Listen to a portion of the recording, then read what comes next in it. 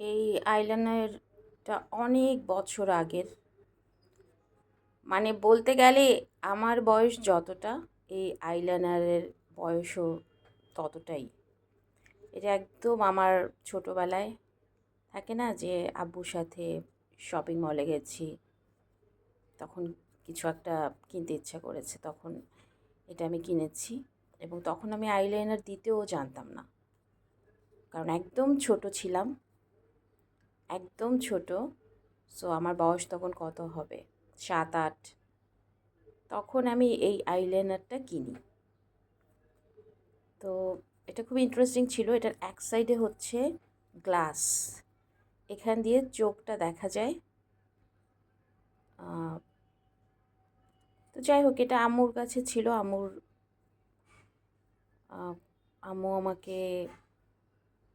আম্মুর ড্রেসিং টেবিলে আমি পরশুদিন এটা পেয়েছি।